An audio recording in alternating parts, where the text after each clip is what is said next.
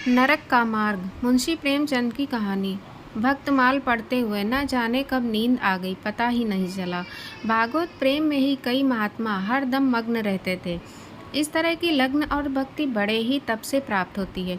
क्या मुझसे वैसा तप नहीं हो पाएगा? जीवन में भक्ति से बड़ा क्या कोई सुख है? आभूषणों और धन दौलत से जो प्रेम हो, वो क्या प्रेम! इनका तो नाम सुनते ही मुझे बुखार सा हो जाता है। सुशीला ने इन आभूषणों और फूलों से मुझे कितना सजाया था। उसे मैंने मना भी किया था कि ये सब करने से, लेकिन वो नहीं मानी ही नहीं। इस श्रृंगार के दौरान जितना हम लोग हंसे थे, बाद में मुझे उतना ही रोना पड़ा। आखिर किसी का पति ऐसा होता है जो अपनी पत्नी को सजा हुआ देखकर नाराज हो जाए? मेरे पति ने तो मुझे सजा धजा देखकर गुस्सा किया और कहा कि तुम मेरा परलोक बिगाड़ दोगी। क्या किसी के पति ऐसे होते हैं जो अपनी पत्नी की खूबसूरती और श्रृंगार देखकर गुस्सा करने लगे? उनकी बातें सुनकर मन में तो होता है कि जहर ही खा लूं, लेकिन फिर मैंने नीचे जाकर भक्तमाल पढ़ना शुरू कर दिया। फिर मन ही मन ठान लिया कि अपने इस श्रृंगार को सिर्फ बाके बिहारी को ही दिखाऊंगी और उनकी ही दिन रात सेवा करूंगी। कम से कम वो तो मेरे श्रृंगार से पति की तरह नहीं जलेंगे। भगवान, मैंने हमेशा से ही अपने पति को अपना इष्ट मानना चाहा। सोचा कि उन्हें किसी तरह का दुख ना दूं और हरदम उनकी ही सेवा करूं। अब क्या करूं? सारा दोष मेरे नसीब का ही है। वो तो निर्दोष है। मेरे भाग्य में जैसा लिखा है, मैं वो सब भोग रही हूँ। इतना सब पता होने के बाद भी जब भी उन्हें देखती हूँ तो मन में दुख होता है। जब वो कुछ दिनों के लिए बाहर चले जाते हैं तो मन का बोझ कुछ कम हो जाता है। उनके न होने से हंसने खेलने और जीवन को जीने लगती हूँ। फिर जब कुछ दिनों बाद वो लौट आते हैं तो उसी तरह का सन्नाटा और दुख छा जाता है। मेरे मन में होता है कि वो मेरे पिछले जन्म के दुश्मन रहे होंगे और उस दुश्मनी का बदला लेने के लिए उन्होंने मुझसे विवाह किया होगा। तभी न मेरा मन उन्हें देखते ही उदास हो जाता है और उनकी सूरत मुझे बिल्कुल नहीं भाती। शायद इसी वजह से वो मुझे देखकर जलते रहते हैं। विवाह न किया होता तो शायद आज सुखी होती, किंतु दुनिया का दस्तूर है कि बेटी को किसी न पुरुष के साथ जन्मों के लिए बांध दिया जाता है। यह क्या जाने कि एक युवती अपने पति को लेकर कितने सपने संजोकर रखती है, उसके लिए उसका पति कितना होता है। लेकिन यहाँ सब उल्टा है। इन्हें देखते ही मेरे सीने में जलन सी होने लगती है। कभी उन्हें देखकर आंखों को वो शीतलता नहीं मिली जो पति को देखकर एक युवती को मिलनी चाहिए। उधर सुशीला को देखती हूँ तो दुख और बढ़ जाता है। वो हमेशा हंसती मुस्कुराती है, कभी अपनी गरीबी का रोना नहीं रोती। ना उसके पास कपड़े अच्छे हैं और ना ही गहने। मकान भी छोटा सा है। मन में होता है कि काश मैं अपना धन देकर उसकी परेशानियाँ ले लेती। फिर होता है कि उसका पति ही उसका सबसे बड़ा धन है। उसी से सुशीला को पूरी दुनिया का सुख मिल जाता होगा। सालों से इस सवाल को मन में दफन करने के बाद होते होते एक दिन मुझसे रहा न गया। आखिर मैंने अपने पति से यह सवाल कर ही लिया कि आपने मुझसे शादी क्यों की थी। इस सवाल को सुनते ही मेरे पति ने मुंह बना लिया। वो चिढ़ते हुए बोले, अपना घर परिवार संभालने के लिए, और क्या, भोग के लिए नहीं। इतना सुनते ही मैंने पूछा, क्या मैं सिर्फ इस घर का ख्याल रखने के लिए हूँ? उन्होंने कोई जवाब नहीं दिया। फिर मेरे मन में हुआ कि पहले इस घर का सारा सामान जहाँ तहाँ पड़ा रहता था। नौकर सब खूब पैसा बर्बाद करते थे।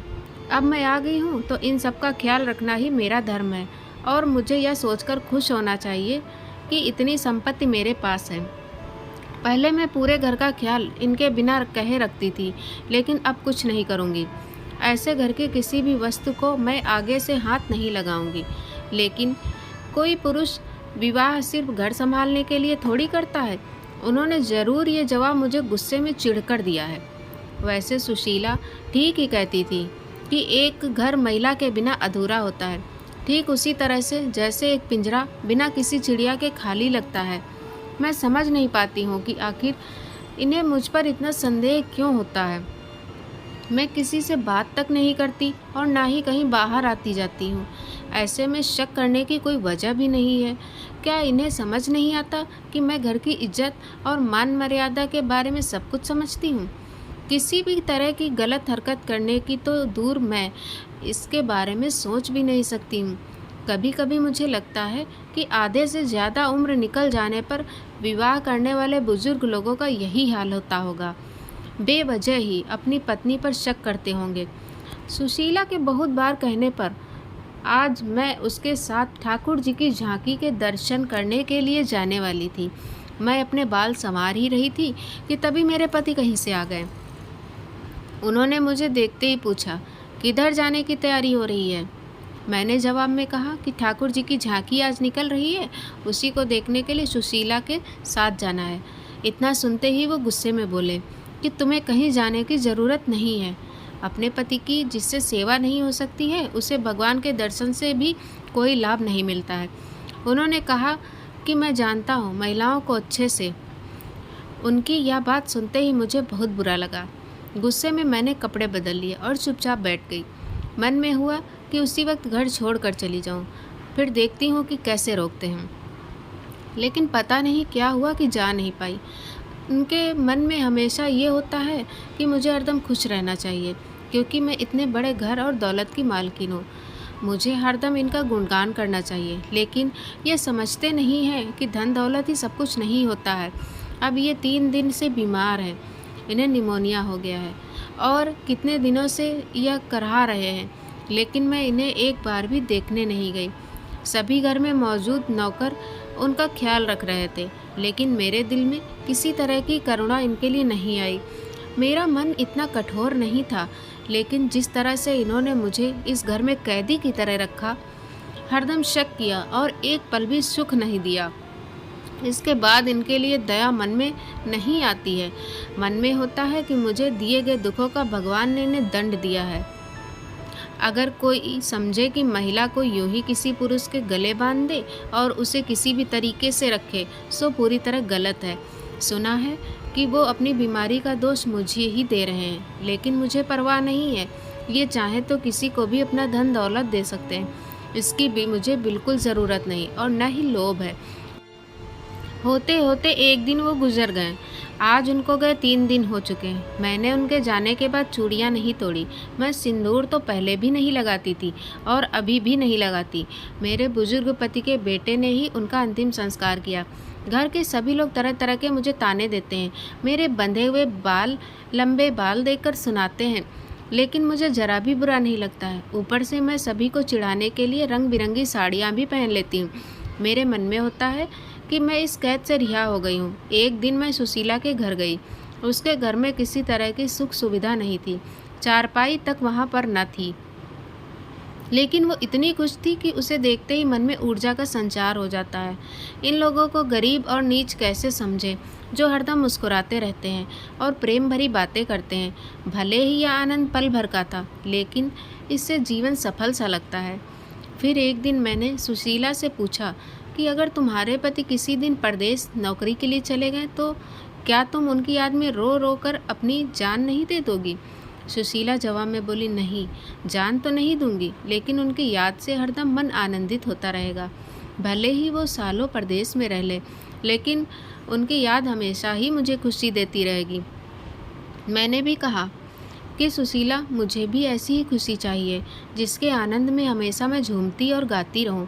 ऐसा आनंद जो कभी कम ही ना हो। मन आजकल काफ़ी परेशान और चंचल होता था कि कहीं एकदम उड़ जाऊं। भक्ति के ग्रंथों को पढ़ने का भी मन न था और ना ही बाहर कहीं सैर करने का।